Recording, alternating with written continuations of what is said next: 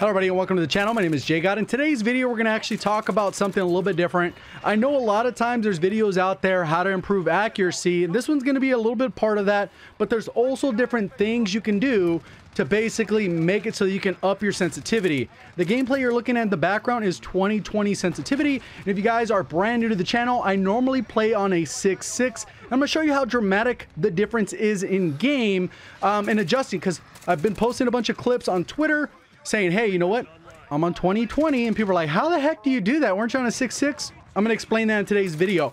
Not saying that everyone who's watching wants to bump your sensitivity to a 2020, but there's different ways that you can maybe up your sensitivity or keep the exact same sensitivity and drastically improve your accuracy and control of the overall weapon. If you do enjoy the video, let me know by hitting the like button. Goal on today's video is 3,000 likes, and if you're brand new looking to find your way back for more Call of Duty content, make sure you subscribe with notifications on. Also, just a heads up, I'm going to be posting my first ever 2020 sensitivity win over on my second channel. So if you guys haven't already gone and followed that one, make sure you go ahead and click the link near the top of the description. It's just JGOD Plays if you're searching it on YouTube. So what I have right here is a hand cam, and I took off my control freaks, and I'm going to show you how big a difference this makes.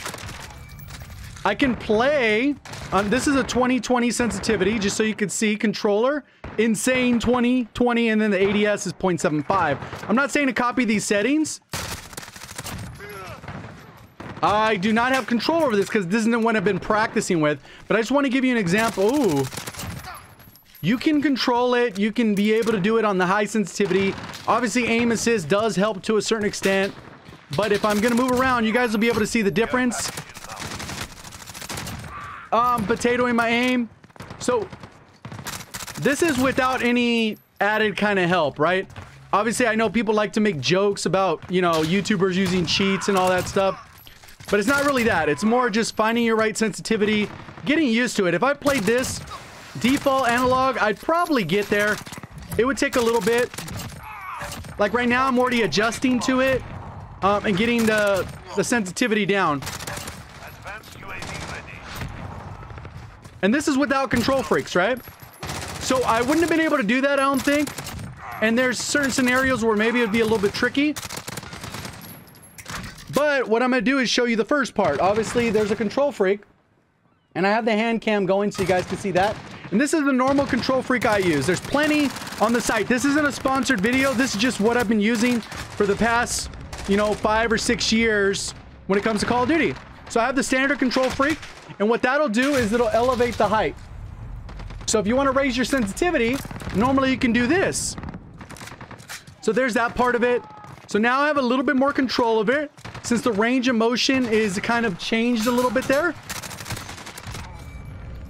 This would take a little bit to get used to, but I would more than likely be able to get used to it, right? It would just take a little bit of time. But the next thing, we're going to take it over the top. You're going to have like extra precision. So it's already getting better. And this is on 2020 sensitivity. I'm not cutting away or anything like that. See, it's not crazy difficult. Normally, like I said, I play on a 6.6, so this is a huge adjustment for me. All right, so now I'm going to show you the next thing. There's actually things called like precision rings, I believe. They're from Control Freaks as well. And I thought these were stupid, like a gimmick. When I looked at the site, I was like, no shot, this is actually going to help. But they actually come with 2 sets. There's one that's these purple ones, which are a little bit soft. And I know this sounds odd. And then they also have some black ones, which are a little bit more firm. And what you do is you basically put it over your control stick. And you can see how it's on there now. Basically wraps around. And it looks weird. I even saw some reviews that were like, it's kind of weird. I think you really got to give it a chance. But what it does is it creates a little bit of resistance.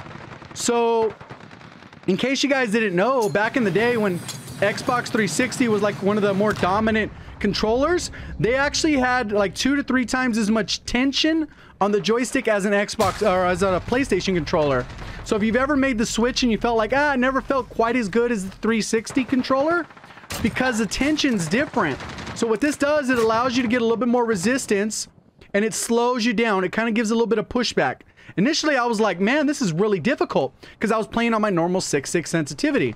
And when you do play on a lower sensitivity, it could be a little bit trickier to control, maintain. You can see even with this, I have way more control over this than I just did. You know what I mean? It's full 20/20 sense, but it does kind of slow it down a little bit and allows you to just get that ultra precise aim. And obviously that's not going to be for everyone. It's going to be a little bit awkward. I know some people get like scuff controllers that have these tall things. These are default, even though this is a scuff, these are default PlayStation analog sticks. You can see those. If you played on PlayStation, you know what they look like. And they have these for both. So I just was like, man, I got to try these out because there's no shot they work. I tried them first couple days. I thought they were kind of weird. Felt really awkward. And I said, you know what? Let me push this to the extreme. Let me try it on ultra high sensitivity. Always played on 4, 5, or 6 sensitivity through my entire Call of Duty time playing. So there's that part to it, right? So if you want to take it up an extra notch, you can combine them. I don't know if that's for everyone, but that'll allow you to get like really good sensitivity, but ultra good precision control. And it's going to look like, you know, way better, obviously. I know I potatoed a bunch of shots there, but that was me, not the controller. You know what I mean? You wonder how you're going to beam. Nothing changed. You guys saw it on the controller. You just get really good precision. If I want to go ahead and mess around. I know I posted a clip on Twitter where what I did is I shot here and then I did a 180 or whatever, 360. And you get that opportunity. Obviously, I have a 100 health and I've been you know, soft punched there for a bit. But this made a considerable difference. Enough where I thought it was worth making a video about. Obviously, there's all the other tactics, like strafing in a gunfight, so you get the additional aim assist if there's any sticky aim. The 20/20 again, look. Oh, it's still there.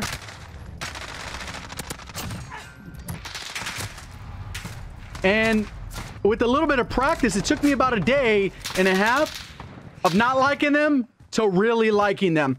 And now it's like, I don't feel like I'm at a huge disadvantage running on a 20/20 sense. I'm able to do stuff maybe I wasn't able to do that I would do on keyboard and mouse, maybe. Where you can do a spin if you want it, if you want to get flashy. I know that's not necessarily what people were looking for, but overall, if I want to be able to have the precision and be able to turn around quick, you get used to it. And it feels like I'm playing on 7.7, 6.6.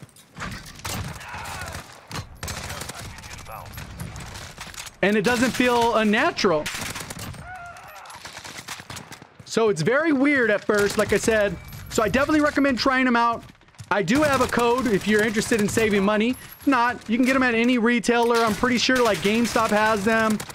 Or whatever equivalent, Target, if you don't want to wait for them to come in the mail or whatever, because you know shipping's trash right now in the mail. But yeah, I would definitely recommend trying them out if you're looking to just experiment. Maybe you want to play on a higher sense. Maybe you're playing on like a 2.2 or something crazy.